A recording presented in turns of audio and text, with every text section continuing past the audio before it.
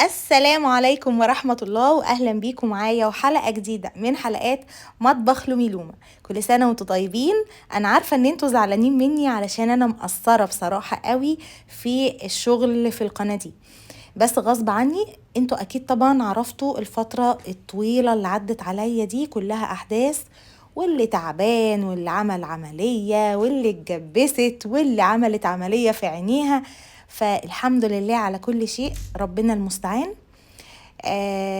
ادينا اهو رجعت لكم، وان شاء الله بقى الحق اللي فاضل من رمضان معاكم، لان انا بجد بقى قصرت قوي.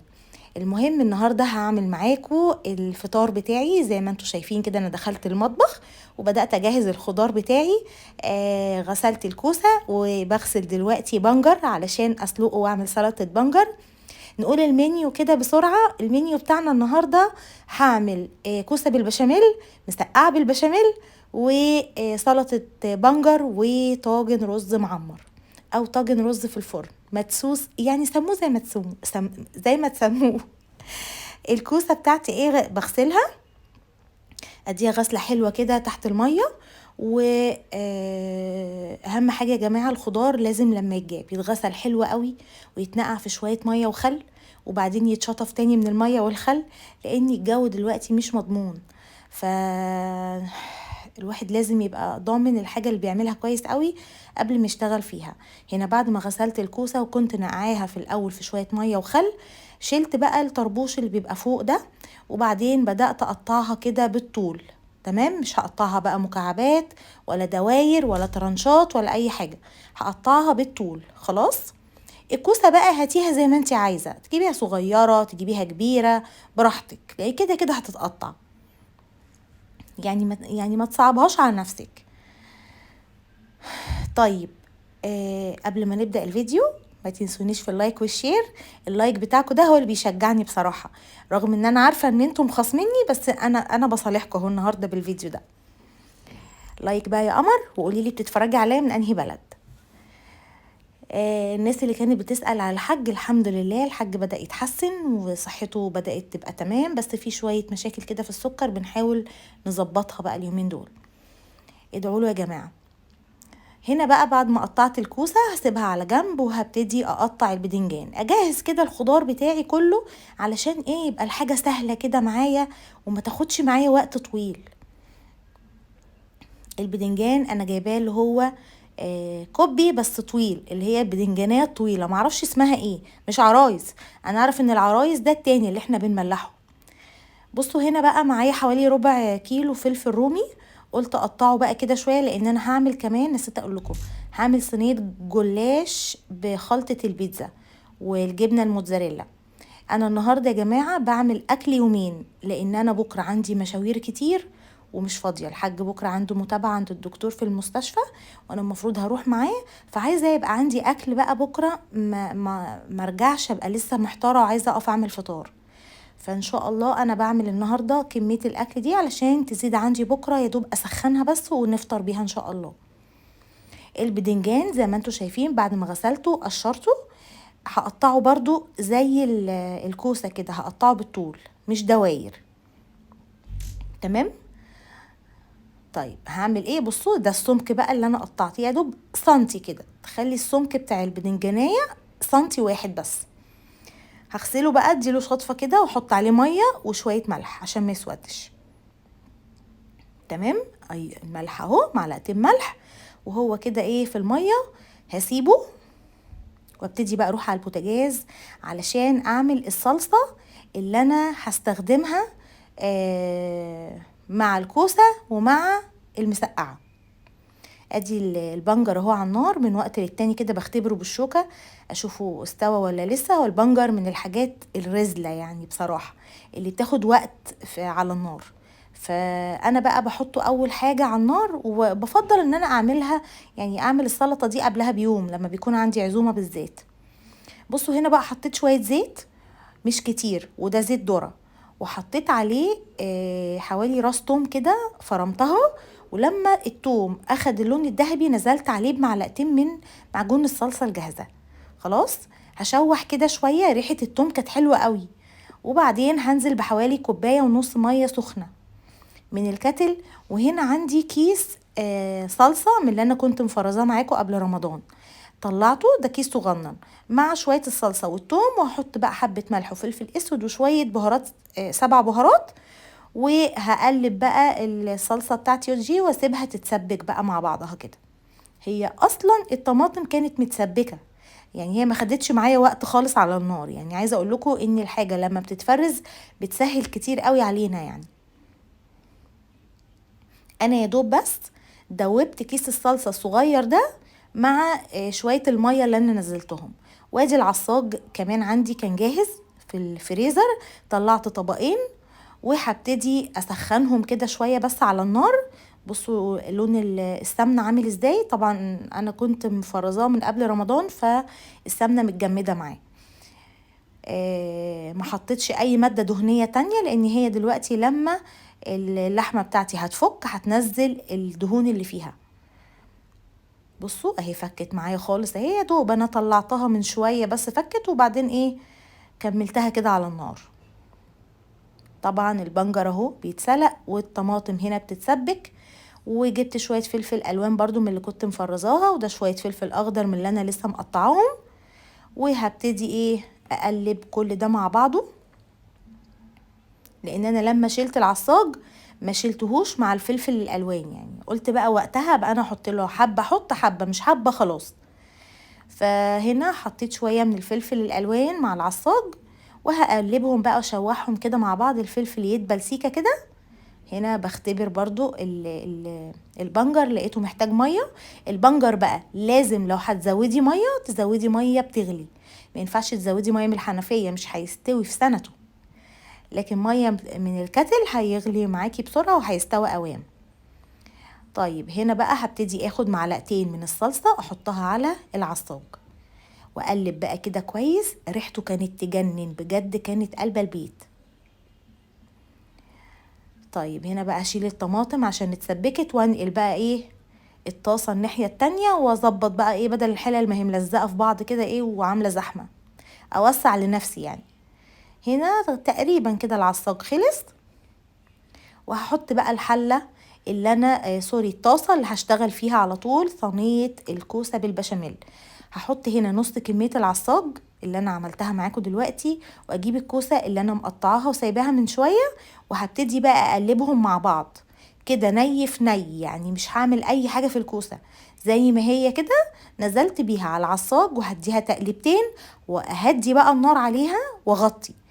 الكوسه بطبيعه الحال بتنزل ميه، فما تحاوليش تحطي لها ميه في الاول، لكن في الاخر لو حسيتي ان هي لسه ما استوتش ومحتاجه شويه ميه حطي لها. هبتدي بقى هنا اشتغل في برام الرز على طول، لاني كده الساعه بقت 4 او 4:15 كمان وما كنتش لسه عملته. فحطيت هنا الرز بتاعي بعد ما غسلته كويس قوي، وعليه ملح وفلفل اسود. وكان عندي يعني حته من وش اللبن، لو خدتوا بالكم انا خدتها من اللبانه وقلبت كويس. وهنا ده لتر حليب انا غلياه ونزلت بيه على طول على الرز. خلاص هقلب بقى كويس، خطوه التقليب دي مهمه عشان الرز كله يتغلف. وهنا نص كوبايه ميه سخنه، وهقلب بقى كويس. لازم المية تبقى مغطية الرز بعقلتين 3 كده، الرز المعمر بالذات او الرز اللي هيخش الفرن. هنا بقى حطيت معلقة سمنة واحدة، ليه؟ علشان انا حاطة من وش اللبن، وخلي بالكوا اصلا الحاج مش هياكل من الرز ده لان فيه سمنة وما ينفعش. طيب هنا بقى حسيت ان الكوسة محتاجة شوية مية، وبرضو مهدية النار مش معلية. حطيت لها شوية مية لان انا محتاجاها تستوي قبل ما تدخل الفرن. هنا بقى هبتدي اجهز البشاميل. الكوسه برضو مهديه عليها خالص ومغطيه لان انا عايزاها تستوي. البشاميل بتاعي النهارده بقى عملته على البارد، يعني ما حمرتش بقى الدقيق في سمنه كتير والكلام ده، لان انا لو هحمر الدقيق في سمنه هحتاج لكل معلقه سمنه معلقه دقيق، او لكل معلقه دقيق معلقه سمنه، فالموضوع كده هيبقى اوفر قوي في السمنه، فانا ما رضيتش ازود سمنه، حطيت حته صغيره. وهعمل البشاميل على البارد، شويه من جوز الطيب، ملح وفلفل اسود، وهبتدي اقلب بقى كده لحد ما اشوف القوام هيوصل معايا لفين. هنا بقى حسيت لا ان انا محتاجه ان هو يبقى يعني ازود البشاميل شويه، فزودت معلقتين دقيق وهبتدي اقلبها مع الحليب ده. طبعا كده كميه الحليب قلت، فهزود حليب. هنا بصوا من وقت للتاني بحط شويه ميه حبه بحبه صغيرين عشان ما تعومش مني، فاهمين؟ كل ما احس ان هي شربتهم ومحتاجه تاني بحط لها، لغايه ما احس ان الكوسه استوت خلاص هبطل احط ميه. هنا بقى على العين التانية قلت اشغل نفسي، احط بقى الطاسه اللي بقلي فيها، وهحط فيها الزيت عشان اقلي البدنجان. كده لازم تشغلي ايدك كده ورا بعض علشان تلحقي الفطار يا لوزة، الا بعدين العيال يزعلوا منك. طيب هنا بقى انا برضو في مرحلة تقليب البشاميل، هفضل اقلب فيه لحد ما احس ان هو تقل بقى معايا ووصل للقوام اللي انا عاوزاه. هنا حطيت البدنجان بعد الزيت ما قدح، وهسيبه بقى يتقلى. هنا بقى البشاميل خلص، بصوا القوام بتاعه كريمي وجميل ازاي. هغطي الحلة بتاعتي، هغطي الصينية وهدخلها الفرن 10 دقايق بالظبط، وهعري الغطا واسيبها تحت الشواية. بس في خطوة هوريها لكم دلوقتي قبل ما احطها تحت الشواية هعملها. هنا البدنجان اهو بيتقلى تمام. طبعا البدنجان من الحاجات اللي هي يعني ما بتاخدش وقت، فسبتها للاخر خالص. يعني هو يا دوب يتقلى وخلاص، بعد كده هرص الصينية بتاعته بقى. هبتدي اجهز بقى صينية الجلاش. هنا هدهن الصينية بتاعتي سمنة، وبعدين هبتدي ارص كل رقين هحط سمنة، يعني هحط ورقتين من الجلاش وبعدين ادهن سمنة.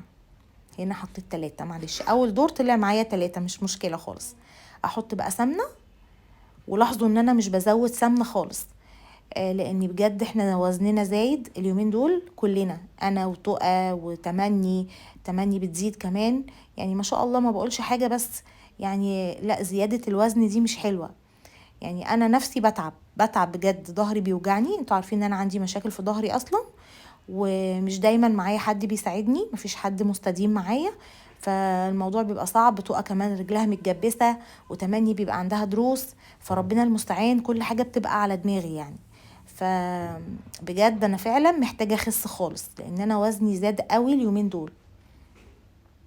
بعدين رمضان واكل رمضان وحلويات رمضان وعصاير رمضان مبوظة الدنيا يعني.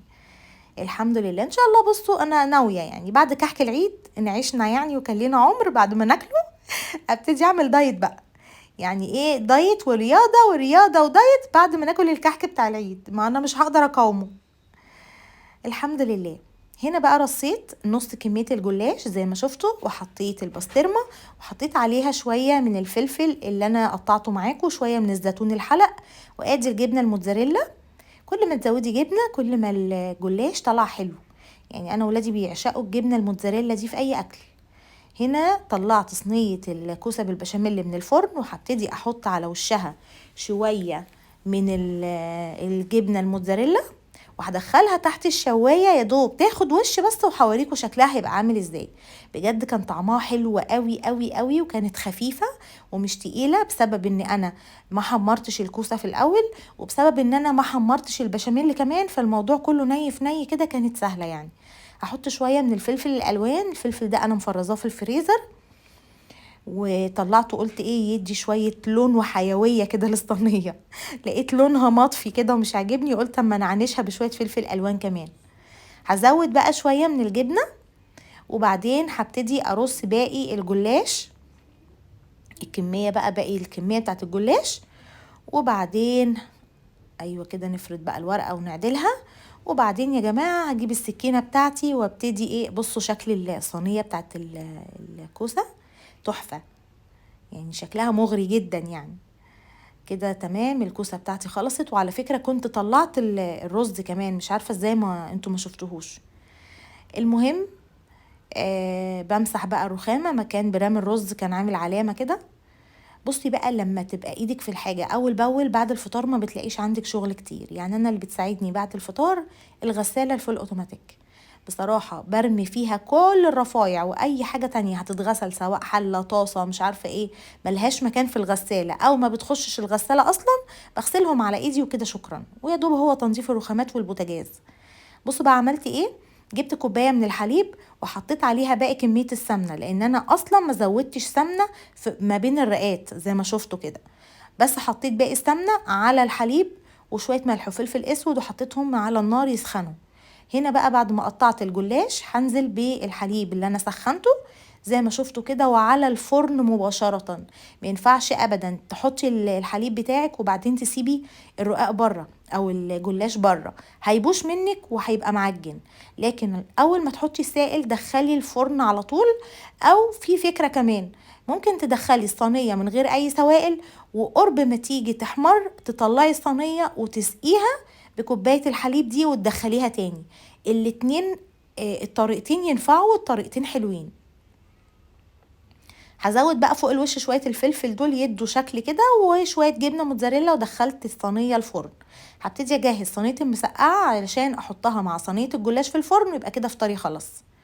حطيت كبشة من الطماطم اللي احنا سبكناها، والطاسة دي بقى طاسة البدنجان دي يعني حروقت مني شوية، قلت اخبيها بقى من تحت عشان محدش ياخد باله منها. خبيتها من تحت وحطيت بقى الفاتح من فوق. انا صريحة يا جماعة. سهيت عنه شوية فاغمق.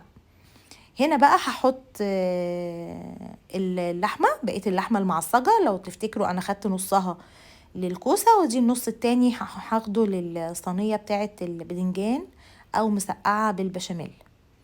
يبقى في القاع حطينا صلصة، ومن فوق حطينا البدنجان، ومن فوق خالص حطينا العصاج، وادي البشاميل اللي حطيته، وادي رشة البابريكا المدخنة. بصوا ده شكل الاكل بتاعي، ده برام الرز، بصوا طري ازاي وجميل اهو. وادي يا جماعة على فكرة ما حطيتلوش اي حاجة لما طلع، هو بس طلع من الفرن غطيته مش ازيد من كده. وادي الكوسة بتاعتي، بصوا جوسي بقى من جوه ازاي، انا عايزة اوريكم شكلها من جوه عاملة ازاي. بصوا القمر، كانت دايبة دوب وكانت طعمها تحفة بجد.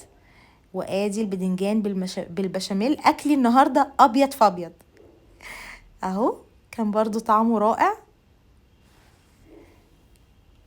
وادي الجلاش، بصوا بقى طاري ازاي من جوه، بقى الجبنة ساحت، وبصوا عملت طبقة كريمية من جوه كده تحفة. ده هنا كمان كان بارد شوية. وادي سلطة البنجر يا جماعة مش هننساها طبعا. وده كان فطارنا النهاردة. اشوفكم في فطار جديد، وكل سنة وانتم طيبين، واشوفكم على خير، مع السلامة.